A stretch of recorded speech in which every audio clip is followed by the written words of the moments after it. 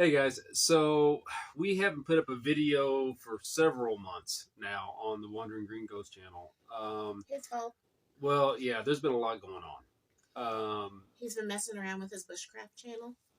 Yes, and check that out, Bushcraft Costa Rica. Go look at it. Hey. It's doing well. But anyway, last summer, um, we were working on getting ready for the next time we're renewing our residency here in Costa Rica, and came across some news, or you came across some news. Costa Rica changes their laws quite often, and this had been said that was going to be put in as a law, but it hadn't been finalized yet. And that was if you're renewing or putting in for residency, that the caja that you pay, which is for your insurance here, was gonna go really high. And like in our case, it was going to go from around $140 a month to over $600 a month US. And this is for the Caja is two parts. Half of the price you're paying goes into the socialized medicine here, which we've never used. Mm-hmm. The other half goes into this country's pension system. So you're paying for the Costa Ricans' pension plan. So basically, we were going to pay. They were raising the pension part of it on a pension that we would not be able to withdraw from for a long. We would never be able to withdraw from, but we were going to be putting money into the pension system, and on something that we would never use. And they were increasing the payment over 4 times. Right.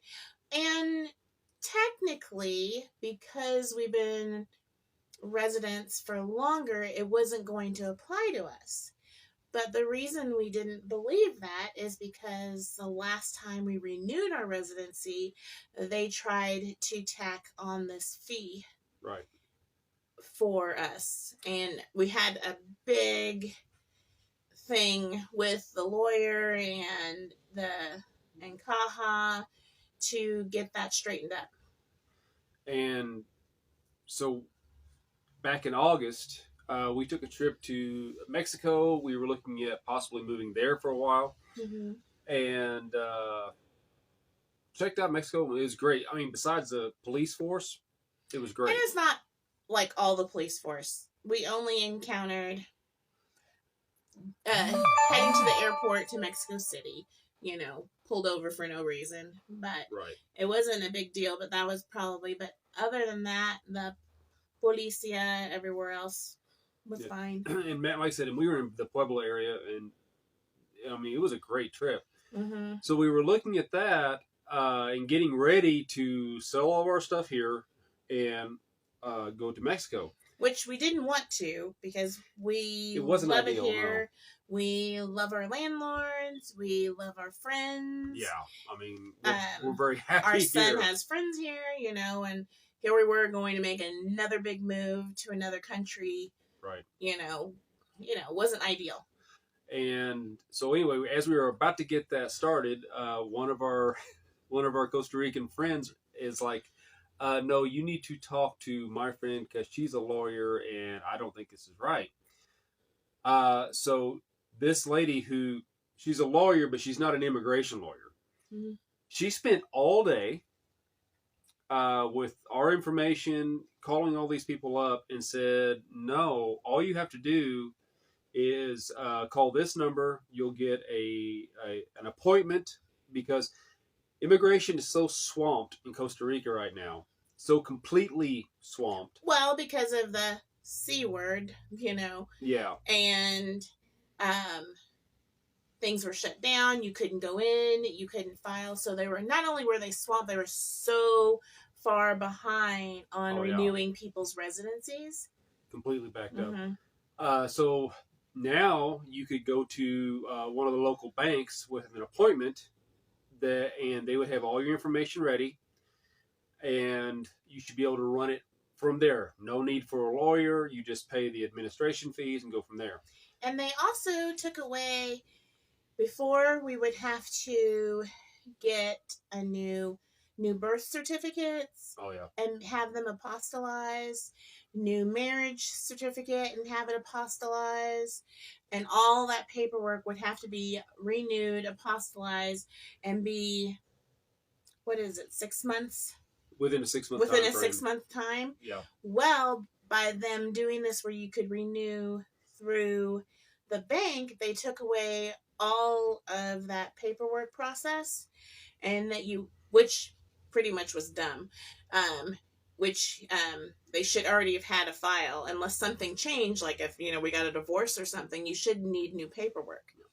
And all you have to do is bring in your apostolized source of income, right, to show that you bring in enough money and you're not a burden to the country. And so in my case, I have a pension for the fire department. And so I had that paperwork. We had our appointment back in January 2nd. We had one of the early appointments. It was for me, Toy, and our son. Whenever we got there, no one had, which, I mean, don't get me wrong, this makes sense, but no one had said, hey, by the way, you need to have an official translator translate that document, and so we can have a copy government of it. translator, Yeah, not just official, yeah, well, government, for the embassy. And so, which was fine, and for whatever reason, they sent our sons all on through, which of course was denied because, well, there was nothing to back up to where he was living or that he had any source of income. Well, basically, they sent Kenneth through and held me and Jim's, right? Which I didn't understand that, basically, because why would they send Kenneth through?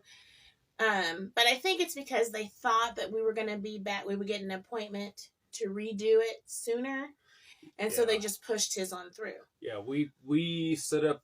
We called on January 3rd to get their new appointment, and we were sent into March 14th. So that's how busy they are.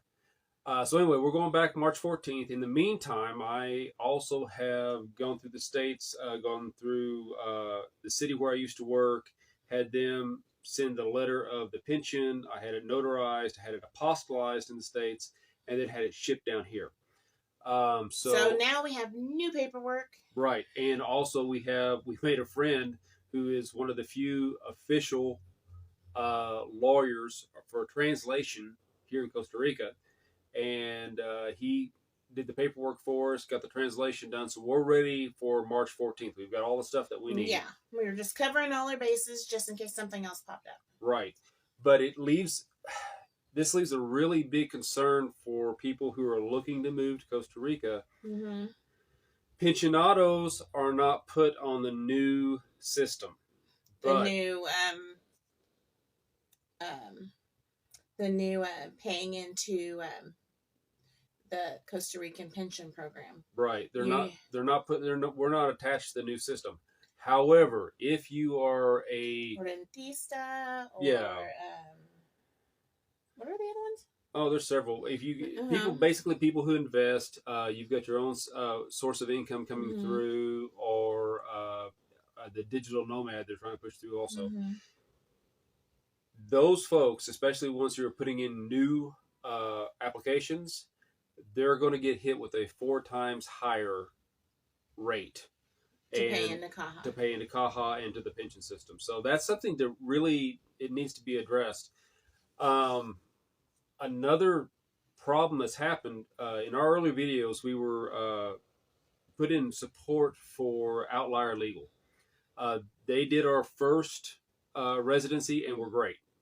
The first time around had 0 problems with them. Second time around, whenever we did our residency, okay, so Outlier Legal was awesome. They walked through the process. They waited in the lines. It was perfect. Well, as you can see, a company that is that good got really busy. Yeah. So then they hired more lawyers and more people to hit more people to help with the process. Well, the second time around in our residency, the lawyer we got sent to it was a complete 160 from working with our original lawyers. It was like you couldn't get in touch. It was like miscommunication. Things weren't being told or what was needed. We were They weren't basically third-class citizens. They just wanted the money. And it was every promise that they made short of getting the residency done, they didn't come through with. Well, every promise of the new employees that were working for right them. Yeah, the people who we were dealing with, because we were stuck with a new group of folks, and so any questions I asked, I mean, like on the Caja system, where you pay half into the medicine, half into the pension. The lawyer on the phone argued with me and said, "Oh, you're only paying this much, and you keep telling me that you're paying this much, and I have it right in front of me." And I'm like, "I know how much money I pay every month, but if I don't have to pay double, great." And then she had to get back with me and go, "Oh, well, in this system," in other words, she didn't understand their own Caja system. It was definite this way, but it really wasn't, and then they'd have to backtrack. So anyway, point and matter is we didn't like dealing with the new people. No, matter of fact, we made a point of this was it, this was the end. We're not going to do it. We're not doing it, and we didn't. Well, come to find out, they're now the company shut down, which happened within the last week. Well, okay, they say they're not shutting down. They are saying that they're going to rectify and take care of the people that already paid. I don't see how that's going to happen, but I don't wish them not to be able to do it because there's a lot of people depending on them to do that. Well, there's $500,000 riding on the line. So, the whole government shutdown with, COVID, affected them too. And then this new law, they weren't getting any more new applications for becoming residency. People were just like, forget that. I'll just hop the border every 90 days. So I don't know all the ingoings. I just know that if you're coming to Costa Rica and needing a system to help you navigate residency, me personally, I would not use that system right now because they have a lot of things and a lot of workings to figure out. Oh yeah. Well, and so avoid them right now because I definitely won't back them. As far as where we're at, we're waiting for March 14th to do our residency, and we'll keep you posted on how that goes. We'll keep you guys posted. Besides that, which again, we thought we'd be going to Mexico. Our friends came through here. We've got another. Looks like we got another really good route. Way cheaper. Yeah. By doing it this process. If it works out good. A ton of friends help us out with this process. Yeah. It truly takes a village to keep the lanes in check. And as far as just day-to-day life here, it's going so good. Like I said, we've got tons of people who are friends who we get to interact with every day. We have a wonderful church here. We've got friends coming from the States who come and visit and hang out with us. We've had a lot of visitors so far, yes, so it's been interesting. It only took them 5 years to figure out they wanted to come visit. Well, it is so much fun for us because we get to share our daily normal lives here and what we see and and share it with them as best we can. It's something very enjoyable for us. And to get to see people get to watch through their eyes Costa Rica brand new all over again is awesome. But other than that, like I said, there's no big problems. Nope. We have inflation just like you have inflation. Yeah. I think it's easier navigated here though. There's some stuff going on, and this is another point that needs to be made. Okay, when we first got here 5 years ago, the colone to U.S. dollar was 550 colones to $1 US. over the course of the years, and with the COVID factor, at one point it had popped up to 690 for a very short period of time. And the economy was not doing good here at all because prices were going up and their buying value was going down as well. Right. However, here lately it's switched again. We're back down to, I think today is 5.56 to the dollar. Oh, I thought it was 5.58. Yeah, somewhere right around in there. I was talking with a gentleman well versed in the economy here. He's been here for 30 years. And he just brought to my attention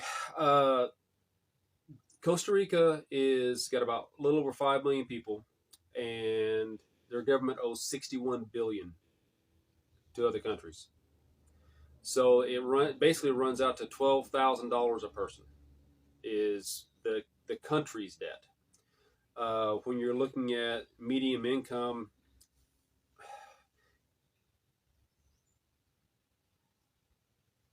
if you look online, they'll say the median income here is 44,000, right around. But you can also look and see. You see, she's already shaking her head. I beg to differ. Yeah. The median income is. I don't know where they're getting that because most of the people that we know are bringing in between $800 to $1,200 US a month, and that's considered middle class.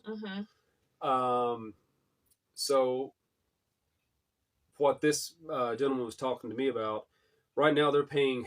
I'm trying to remember. It was like 45 million, and I can't remember if that was a month or no. I think it was 45 million a month that they're paying. That the Costa Rica is paying other countries on their debt. This doesn't bode well for the economy in the future. Maybe not this year, maybe not next year, but at some point this is going to catch up. And so, 3, 4, 5 years from now, there could be. His guess was that it could be up as high as $800 or 800 colones to $1. So anyway, which isn't good because the people here, like when we first got here, you could buy a meal. Sorry about that. You could buy a meal here for about 2,500 colones. All right. And wonderful. The same meal today is going to cost you around 3,200 colones. And that's at a mom and pop soda place. This is not a tourist area. So that inflation has gone up. It's going to make life harder, and it makes life harder on the people around us. And that's not good for anybody. So anyway, just something to keep in mind. Because, I mean, if you guys are like us, where we were, 12 years ago when we first started looking, and 11 years ago when we first started looking, and we've been here for 5, and you're looking at possibilities of coming over here in the future, keep these things in mind, because the last thing you want is to come to a country and then get hit with extra fees. On a fixed income, which was what we have, and get hit with extra fees that you weren't expecting. So, and just kind of keep track, because the government, right now, we're in such a different state of influx. The government keeps, kind of changing laws, changing situations. So it's a constant change. So just, do your research, keep watch. Right. And same thing on the cologne. I mean, we check it every day and it's changed. So it's not a very stable thing. So we keep an eye on it, and you should too. Yeah, definitely. And but other than that, as far as the people being here, same. People are the same. People are wonderful. Yeah. And we have more access to stuff all the time. Things keep changing. Yeah. It's, just from when we came here 5 years ago, it's completely changed. I'm able to locate and find and do more things and find more things, we get stuff off Amazon now. Yeah. Which we couldn't before. No, I haven't. We found a way to get the Amazon stuff here. We found chiropractor here. Of course, you guys have heard me talk about how wonderful the dental stuff is here. And like I said, and just day to day, the people here are fantastic. But be excuse me, be aware this is probably one of the most expensive countries in Central America to live. Mm-hmm. And so if you're on a fixed income, you definitely want to watch your P's and Q's on what if you're on a fixed income and you don't like change and learning new ways to do things and how to buy things, then it's going to be very difficult for you to adapt, because you're going to be paying top dollar for your imported items that you're used to from the States. Right. And that's a flexibility, adaptability is huge. Mm-hmm. I think that's anywhere, any country you go to. Yeah. You need to adapt to their culture. Yeah, absolutely. Mm-hmm. But anyway, we just wanted to give you guys an update because we're live. Yeah, we're here. We were just fine. Kind of in a state of influx where we didn't know what we were doing. Yeah, and I did not want to post a video of kind of this could happen or this could happen or this could happen. I didn't want to kind of drag you guys along with that. I would rather us have a set idea of what we're doing, plan before we go to post videos of it. Anyway, if you guys have any questions, comments, suggestions, put them down below. All right. Ciao.